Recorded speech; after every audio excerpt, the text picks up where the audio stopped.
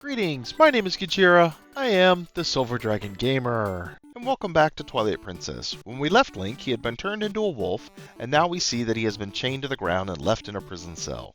Link is confronted by a strange dark figure with a weird headpiece who explains that she can free him. She then proceeds to blast the chain, freeing Link, and taunting him with information of where they are, daring Link to get out of the cell now. We do this by digging in the top right corner of the cell and dig under the bars and escape the cell. Now that we're free, Link has to continue on and figure out what exactly is going on, with Midna, the strange dark creature, riding his back. After we get control of Link, we can run into the cell next door and jump up, pulling a lever allowing Wolf Link to gain access to a tunnel hidden behind the grate. After advancing down the tunnel and into the sewers connecting to the jail, we get access to our next ability, Wolf Senses. This ability allows us to see and talk to ghosts and see places that we can dig at for various reasons. So we continue on through the sewers, exploring and opening grates to try and find a way out of this. Once we've opened enough grates and have moved further along through the sewers, we'll start to come across enemies that at that point Minda will explain to us how to attack them so we can defend ourselves from the various monsters as we're Wolf Link. Activating this ability is of course going to be different depending on which of the three versions of the game you're playing. Wii, you have to shake the nunchuck, while I believe the GameCube and Wii U versions are just button presses. As we continue on and flood the sewer, that gives us access past a row of spikes we couldn't pass just a few moments earlier. We continue to explore the sewers, fighting various shades and breaking items until eventually Midna directs us to another grate. This time we have to find out how to drain the water back out that we had flooded so that we can go around this particular grate so that we can progress deeper into the sewers. As we do that, we find an empty tunnel which gives us access to this ghost who gives us a little more story, and we continue on up around until we run back into our friend Midna. Now we enter into a large cistern room with broken stairs running around the outside. This is where we learn another ability of Wolf Link and Midna, the Trust Jump. Midna will go ahead to a jump point and Wolf Link will jump to her. This can be repeated over and over multiple times, jumping from one point to another, across and up various platforms.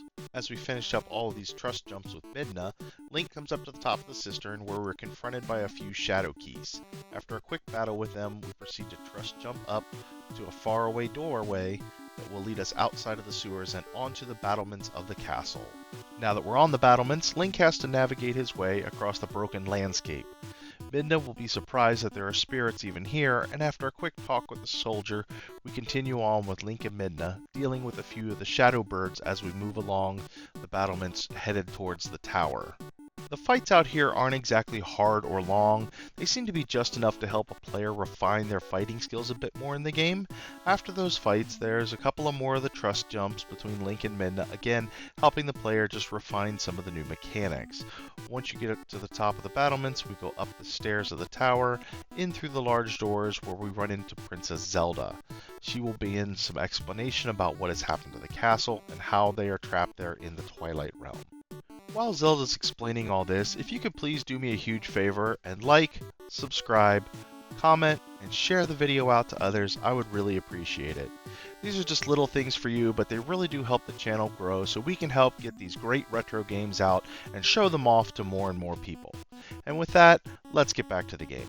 So Zelda continues on with her explanation about how Zant comes into the castle and just kind of takes over, teleporting everyone and everything in the kingdom and into the Twilight Realm.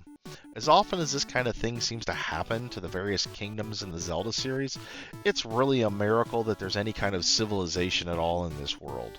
I know a lot of the games take place hundreds of years apart, but it makes a person question the safeness of setting up a kingdom in this particular world or genre. Anyway, I digress.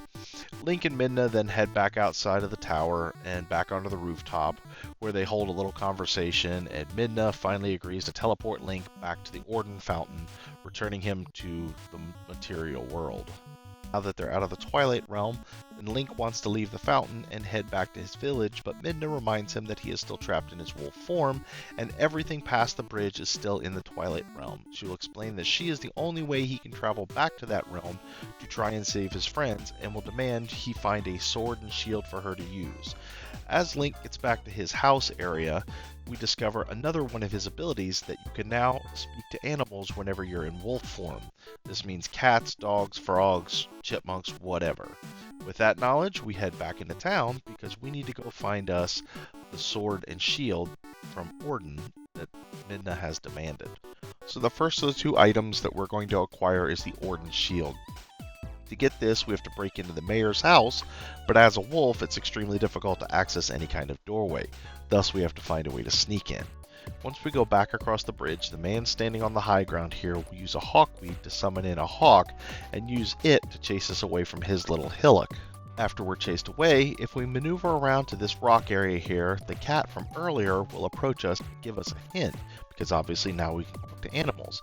He will explain that if we have to get up there, we have to scare him off the hillock, but to do that, we need to jump up onto this roof here. Using our Midna Trust jump, we're able to leap up and jump over and scare the living snot out of this guy, causing him to jump off the cliff and us to be able to have access into the house much easier. Now that we're inside the house, we can look around and you'll notice a shield hanging on the wall in the raised area. To get the shield down, we have to Midna jump up there and then slam ourselves into the wall 2 times to get the shield to drop off and we can pick it up.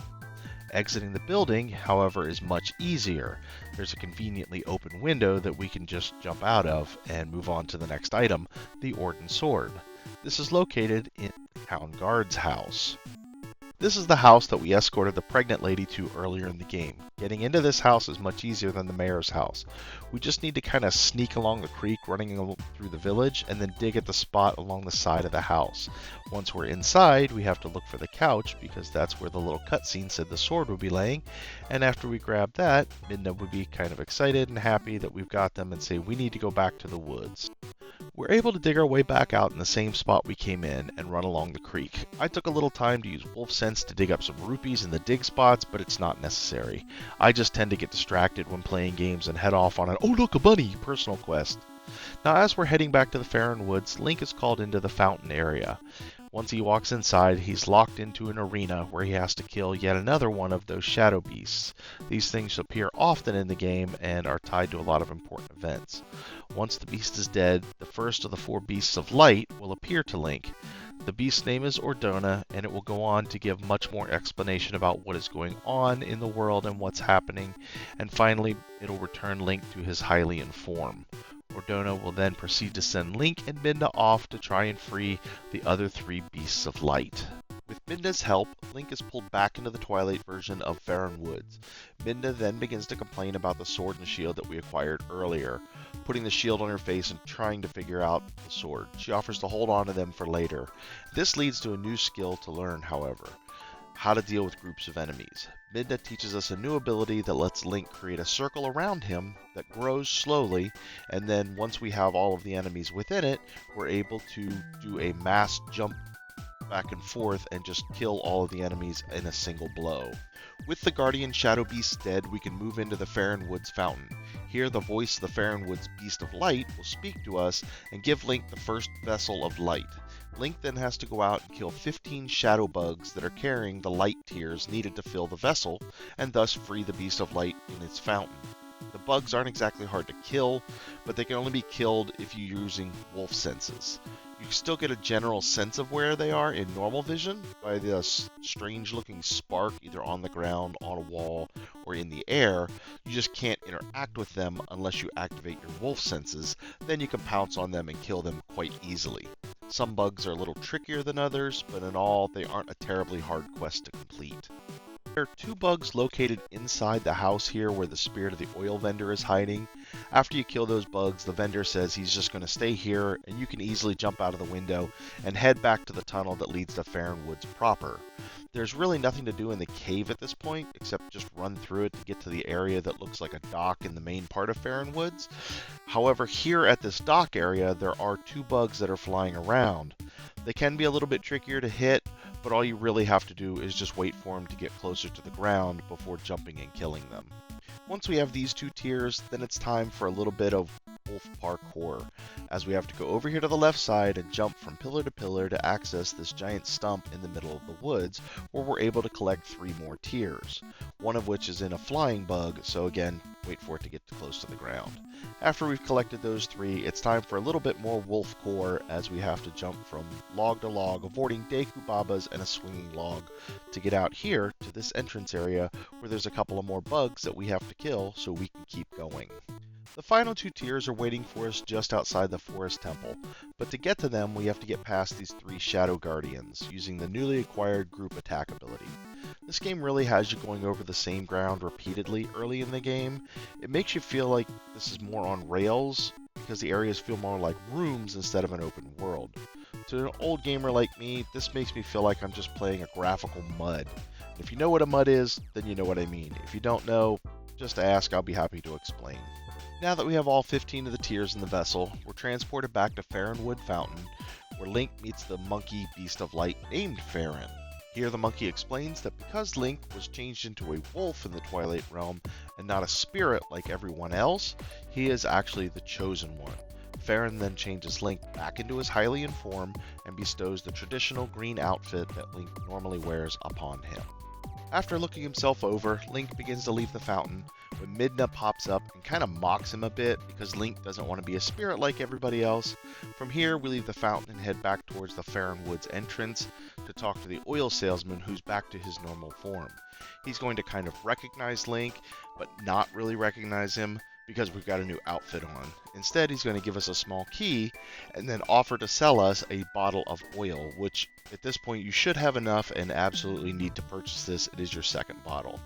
After that, we're heading through the tunnel back to Farenwoods proper. As we enter the dock area, we're confronted by the monkey that was caged with the kid earlier in the game. The monkey will steal our lantern from us and run out on the dock, waving it around.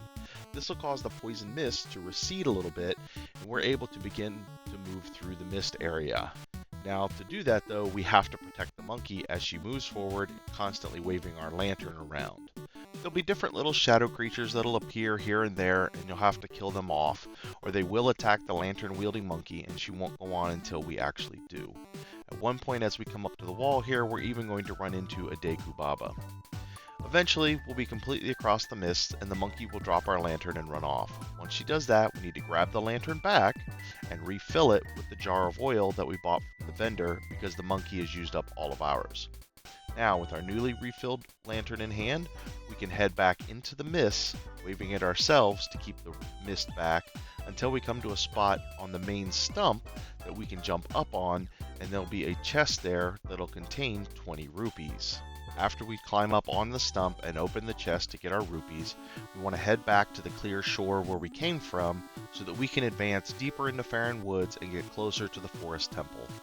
We'll eventually come across the bird from earlier that was selling potions and oil, and since the lantern is mostly full, we just want to fill both jars with red potions, giving us plenty of healing for the temple up ahead. Now, if you do remember earlier, I did put the grubs into the jar at one point, but I just went ahead and swallowed them so that I could get them out of the jar. If you do that, it does restore a tiny bit of health, but not much. The potions are much better about it, and they only cost 30 apiece to refill your jars. We can head to our final pickup of this run-through. We're going to be acquiring the first of the hidden skills, Ending Blow. This is the only one of the 7 skills that is required to finish the game.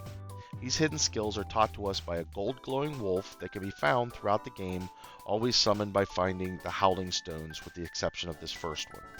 The wolf will turn into a giant skeleton warrior named the Hero Shade, which if my research is correct, he is supposed to be the long dead form of Link from Ocarina of Time and Majora's Mask. This places Twilight Princess firmly in the child timeline in this snarled mask that we call the Legend of Zelda storyline. Now that we've unlocked this required skill for the game, we can take a look and see what all we've acquired in our run up to the Forest Temple. We have our fishing journal that'll track all the fish we catch and record the largest of each species we find. We have the hidden skill Ending Blow. Our wallet can hold 300 rupees. The hero's clothes, the Ordin shield, the Ordin sword, and one section of a heart container. We also have a half-filled lantern, which if you're concerned could easily be filled from the oil bird before we buy the second potion. 2 bottles of a red potion, a slingshot with ammo, and a fishing rod with a bee larva on the hook. Now that we have all that listed, I'd like to thank you for watching another one of my videos. Please remember to like, subscribe, comment, and share, as it really helps out the channel.